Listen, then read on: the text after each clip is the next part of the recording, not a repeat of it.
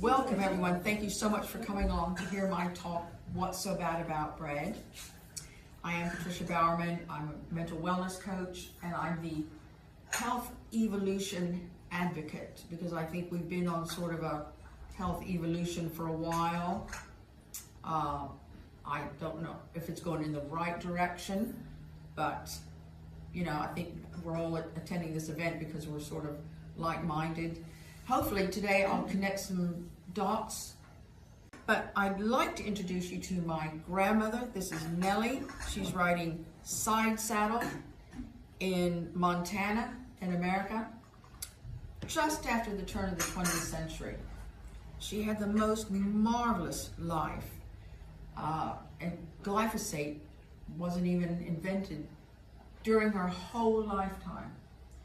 And she grew her own veg. I remember being about 3 years old and plucking a carrot out of the dirt, rinsing it off in the hose pipe, and I ate it. I didn't scrub it. I didn't peel it. It was just natural then. And I remember helping her pluck chickens. And at age 3, I had a lighted match singeing the feathers on the chicken. It was just normal. So she had an amazingly healthy diet. I got a good start. And this is her fork. Oh, there's Martin. Hello. Hello. So this is my grandmother's fork, and I'm wearing this because this is my campaign for 2026. What's on the end of your fork? It's a great conversation starter. People see me on the train or wherever and they'll say, is that a fork? I say, yes, what's on the end of your fork? And then we have a conversation if they're open to it. But what's on the end of our fork gives us the control, a lot of control. So we need to be mindful of what we eat. But so what is so bad about bread? Well, bread was one of the simplest foods around for really all of human existence. Flour, water, and time, that was it. So what has changed? Well, way back thousands of years, bread wasn't controversial. It was foundational. It was even currency in many cultures. People greeted one another with a loaf of bread oftentimes. It was so important. And we have loads of Egyptian hieroglyphics showing evidence, strong evidence of them making, and it would have been sourdough unless it was an unleavened bread. And there's even a whole grain wheat has been found in caves that's been dated back thousands of years. They add water to it and it comes back to life because the natural bacteria and yeast are on that whole grain. And so we ask the question, what's happened? Well, the wheat's changed, the way it's grown. The process of producing flour has changed. And now we have glyphosate. And we'll go into some detail on that in case you haven't heard of it. So this illustration goes back 3000 BC. You see the Romans making bread, and a standing army of 60,000 men thrived on wheat. Oftentimes wheat alone, maybe other grains, but predominantly wheat. There are many papyri evidencing how many tons of wheat tracked over the journey to get to the men who were fighting, essentially, mapping out the trade routes. And back then, it was stone ground. And the whole grain head was stone ground. All those nutrients were still there. And stone grinding means it takes our stomachs, our digestive system, 2 to 3 hours to process the bread that we eat. When it's roller milled, thanks to the Industrial Revolution, 30 seconds, we're hungry again. So we pile stuff on the bread and we're eating more often than we need to or should. And then now, the last 50 years, we have glyphosate that's sprayed on it. It's sprayed as a weed killer. You may have heard of it. But it does more than kill the weeds. It penetrates the soil. The worms leave. They can't stay in soil that has glyphosate on it. So without the worms, we don't have the nutrients, but it's drawn up through the roots. It's inside the crop. Whatever it's sprayed on, it's drawn up through the roots. You hear a lot of nutritional therapists say, well, just wash your produce in bicarb or vinegar to get rid of the pesticides. Well, you might get rid of it on the outside, but you can't get rid of it on the inside. And I'll elaborate on that in a little bit. But glyphosate destroys the vitamins and the minerals and the amino acids. That's why we eat the crops. Plants, food, is the nutrients. So when those are destroyed, we're eating empty food, but then we also have the toxins. So I'll go into a little more detail on that. So glyphosate, friend or foe? Well, we all have to decide. So glyphosate, as I said, is sprayed as a weed killer during planting, but a second time as a desiccant to dry the wheat out and get it into production faster. And depending on the farmer, they might spray multiple times in between that process. We don't know. Once is too much. And then it destroys the vitamins and minerals and the amino acids in the crop, but it destroys something called the shikimate pathway. And feel free to take a photo of that, because it's probably going to be a little too much information, but then you can go back and refer to it. So this shikimate pathway is the cell communication for the crop to give instructions. They pop out of the seed and they're always giving instructions to develop more vitamin C. It's time to make leaves, send the roots down deeper, whatever that might be. So then we eat these crops with glyphosate in it, and Monsanto argued that humans don't have. Monsanto is the manufacturer of Roundup, which has glyphosate, sort of the poster child. They argued that humans don't have a shikimate pathway. But you all know, I'm sure, that our bodies have good bacteria inside and outside. Those good bacteria cells outnumber our human cells 9 to 1. 9 to 1. 54% approximately of those good bacteria are in our digestive system, primarily right down here where all the action takes place. They have a shikimate pathway. So now we can think leaky gut.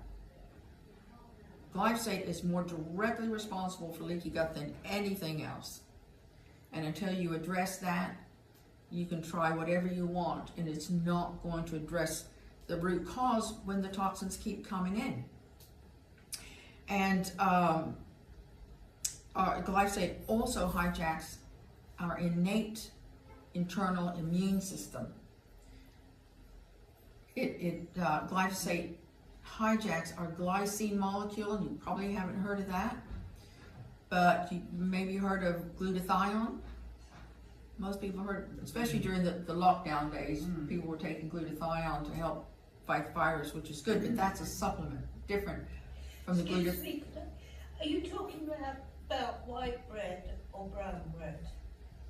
Well, the bad bread's the white bread, the good bread's the brown bread. But but I just wondered which one you were talking about. Thank you. Yes. That's a really good question. A little more detail at the end. So our body makes glutathione. It's our front line of defense, our master antioxidant, and it identifies bad bacteria, bad viruses, abnormal cell divisions, and it chucks that invader out of our body. But it needs a process of glycine, cysteine, and glutamate. And I'm just like, oh, that's too much information. But it's vital to know. So our body's producing glutathione from glycine, cysteine, and glutamate. There's an exchange that takes place. So now we have glyphosate hijacking the glycine molecule, the main amino acid. So our body can't respond the way it needs to. And I know you've all heard of collagen, really important. Our body makes 28 different types of collagen. Sorry, I'm going to go into more detail on that. I've got an illustration, so it'll help it sink in. So collagen, the main amino acid in our collagen production is glycine. So collagen is our scaffolding and our glue to hold our body together. So let's look at the gut. So glyphosate destroys the junctions in our gut lining. So all those cell membranes in our gut are joined by a mesh, not a solid wall, a mesh that keeps the good stuff in and the bad stuff out. So now glyphosate causes leaky gut, which means the bad stuff's getting in and the good stuff's getting out. So many diseases are directly or indirectly related to the health of our gut. So you see areas in the body where we have collagen. Our brain's hugely collagen, our eyes, our bones. Our bones have a significant amount of collagen. It's not all calcium. Our blood vessels and our muscles, and our heart's a muscle.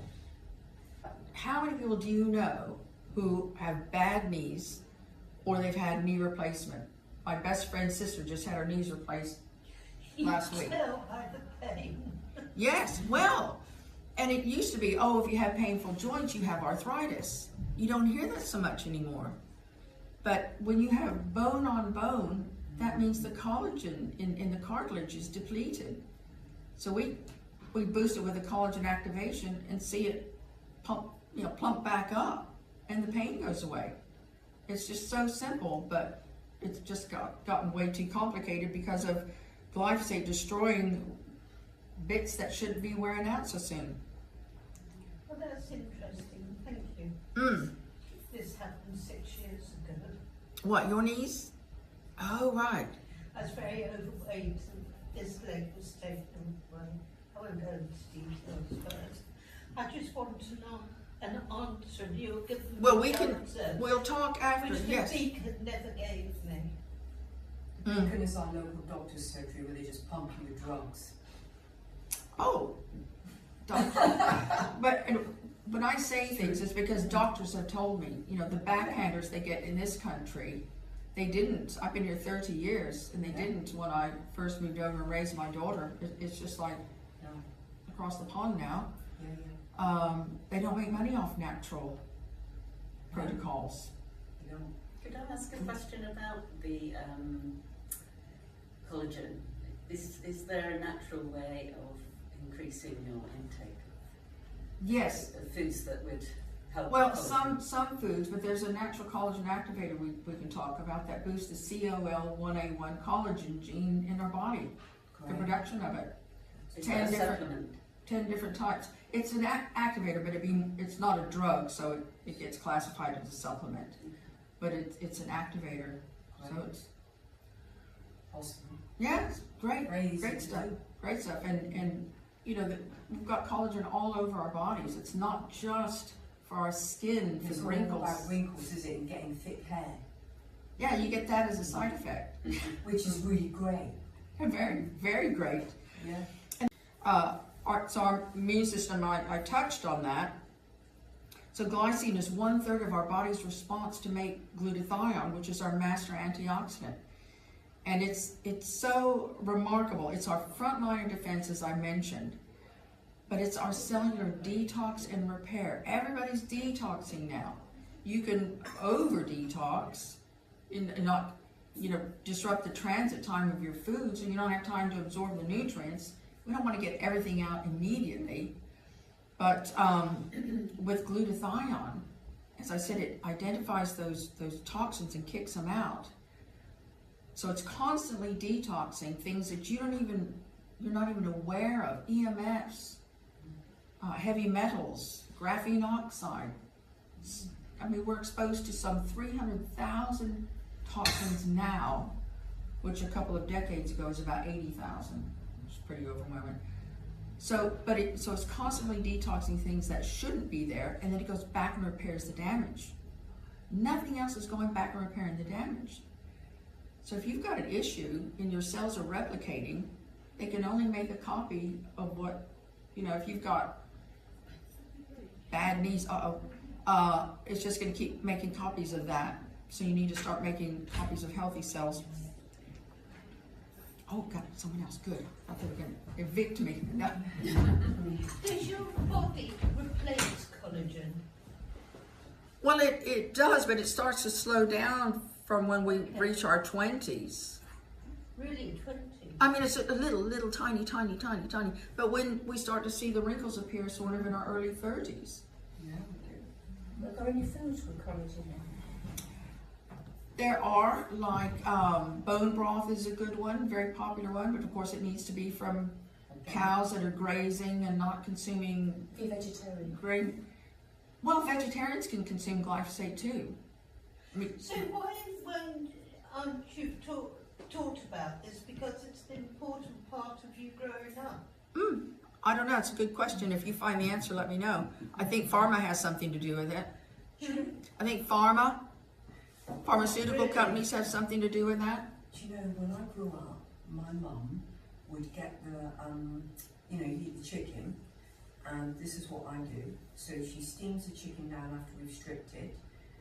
The juice from those bones, which is what I say to my children, is the golden elixir of life, which is our collagen, yeah? It's the fat, and it's the marrow, and it pours out of the bones, and when you go in the kitchen the next day, it's a thick, dark liquid to make your soups.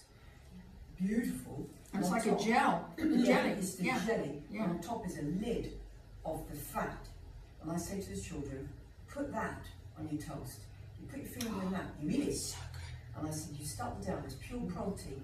And now we're going to have the chicken soup. It's going to last us 3 days. There's only 3 of us. We can put all the things in, all the organic veggies. We can chop it all in. We can put a carrot. We can put some beans in. Whatever we want to do. As a kid, I grew up like that, and it was the beef bones, one meal, beautiful soups. It was your ham and pea. We've all been there. But guess what? A modern kitchen, do they do that now?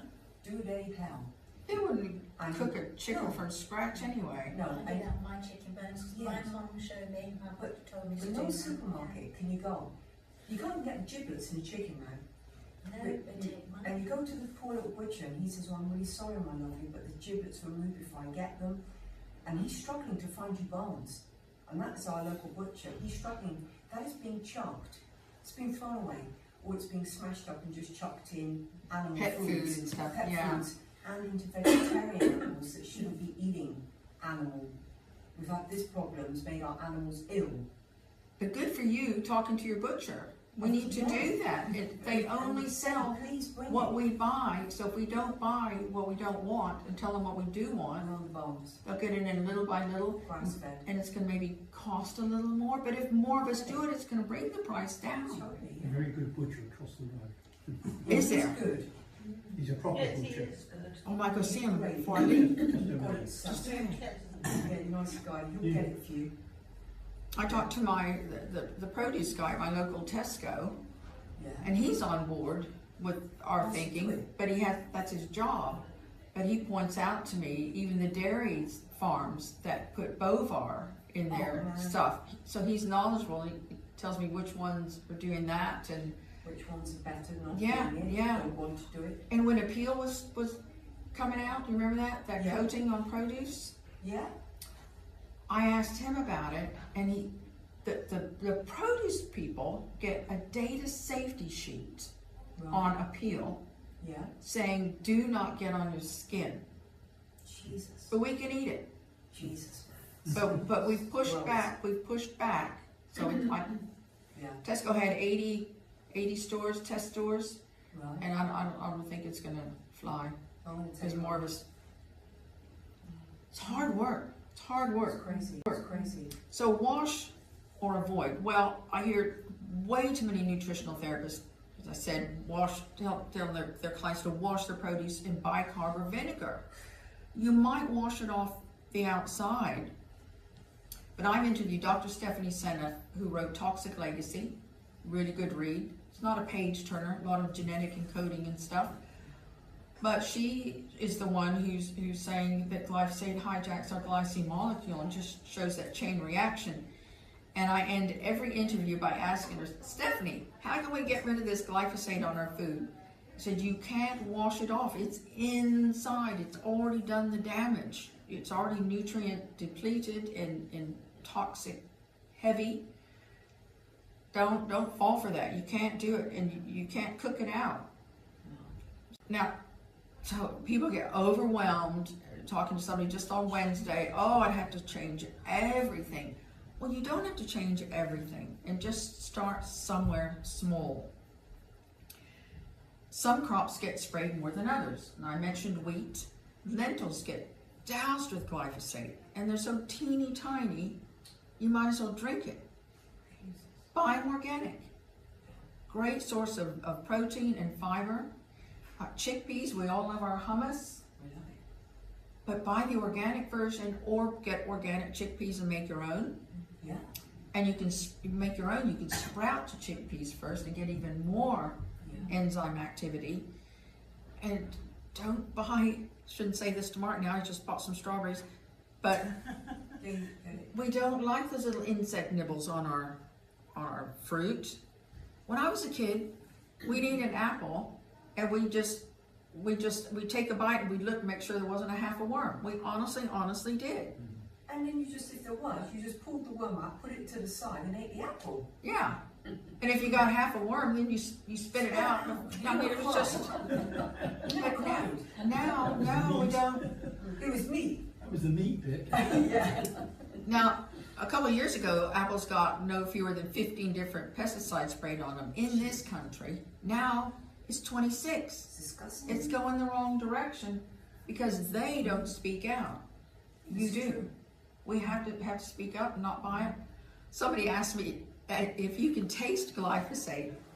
I thought for a minute, not really, no, but you can taste the absence of it. Can't you just? The Pick difference. an apple off a tree, you have to sit down. The flavor, just, oh.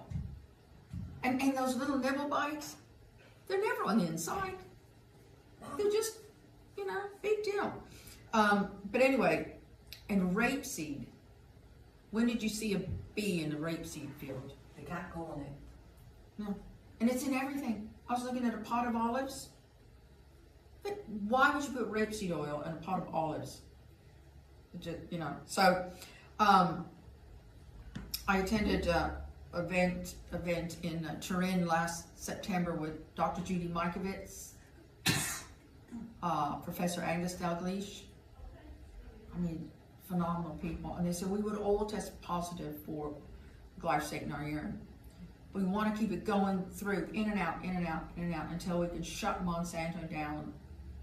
In my lifetime, hopefully, the Berlin Wall's down, Yes. so we can shut them down. So just prioritize your shopping, was what I'm saying. And then talk to your produce guys and say, I'd like to see organic broccoli.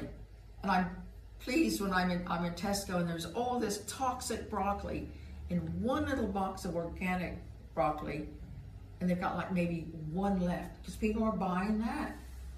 People know. So buying organic does make a difference. It does guarantee you don't get these pesticides, whatever. It doesn't guarantee 100% because of runoff and wind, but It helps a lot. but it tastes. My daughter's little sausage dog doesn't like ordinary broccoli. He only likes my organic broccoli. Nice. So, Even the animal has showed you. Yeah. well, yes. But great news. I always have good news. We can join our ancestors and make proper traditional sourdough bread. I have a sign-up sheet at my table. She's going to come and tell me to leave. Not yet. A sign-up sheet. So Michael Story with the Gifted Bread taught me how to make traditional sourdough bread 8 years ago, and I still make it. I had to go off wheat, dairy, and citrus in 1999. I'm eating this bread every single day for 8 years. So he is going to teach a class here. We've got a sign-up sheet if you're interested. He taught one in Exmouth a couple weeks ago. So getting people hands-on, learning how to shape a loaf of bread, and you bake it and take it home. I have some you can sample. And then he teaches you how to mix the dough. So you take home a box of dough, enough to make 3 more loaves at home. You put it in the fridge for 3 days, and the natural yeast and bacteria do all the work. And then he sends you home a starter and tells you what to do with it so you can keep going. And he goes into immense detail on the history of wheat from the Roman Egyptian times right the way through the Industrial Revolution, where they learned to roller mill and fractionate it so they could extract the various components, like extract the natural omega oils, sell it off to the pharmaceutical and cosmetic industries for a lot more money than they could sell us loaf of bread. So with that fractionating, they got rid of all those components down to just the starch. So white bread was born, and they even sliced it for us. So convenience is the marketing tool, and it's the marketing tool for most of the things we buy. Oh, yes, have a night off, I can buy this. But with with sourdough bread, you can also make crackers, and I have some sourdough crackers to sample. Sourdough cake that's actually good for you. I've got some of that you can try. And you have not had a crumpet till you've had a sourdough crumpet. Pancakes, tons of stuff. And if you've had some little health niggles, I know we're gonna have a chat in a minute, come see me, and I've got a sheet to sign up for a complimentary strategy session. If you've got any gut issues, brain fog, joint aches, it all is related. And I've got my ebook, Food the Way It Was, 48 pages, chapters on foraging, stuff right under our noses in this country, and fermenting, more than just sourdough, and some safe gardening tips. If you've used glyphosate or you know somebody who does, safe alternatives. And what else? There, hydration, proper hydration, so there's a chapter on that. Loads of good stuff. It's £7 for a digital download, so you can take one of these or come see me. And I've gone over time, but nobody seems to care. So thank you very much for sticking around, and some good chats, and I'll go to my table and we can have some more good chats. The sourdough, I quite like sourdough, and I get it from Waitrose. Is that okay, the sort of sourdough you buy from the supermarkets? Probably not, because do you know if it's organic, if it's been sprayed? Sorry. Yes. You have to know if it's organic. They should be boasting. You know, how, now another question is the fermentation. So Michael, who teaches these classes, was born celiac, so diagnosed as a very young child, nearly died as a teenager from celiac disease. He's 79 now. You would never guess it. So he developed this method of a 3-day fermentation that modifies the gluten so much. He's thriving on it. So a lot of people think that they're gluten intolerant. They're not, they're glyphosate intolerant. But if you have a wheat sensitivity, you ferment it for 3 days, which no baker can really afford to do. So, you know, try Jason's. If that doesn't work for you, then you might need to. Well, as you know, I've got IBS and diverticulitis, so I have to be careful what I eat. You could make it, Graham. Come on a little course. Another bite. Yeah. Well, I was diagnosed with IBS and ulcerative colitis at 15, so I know what you're talking about. But So, I mean, things that are very spicy, I just can't take. I can eat it and just pay for it the next day. you know, see, I got rid of all that by healing my gut, so I can eat everything.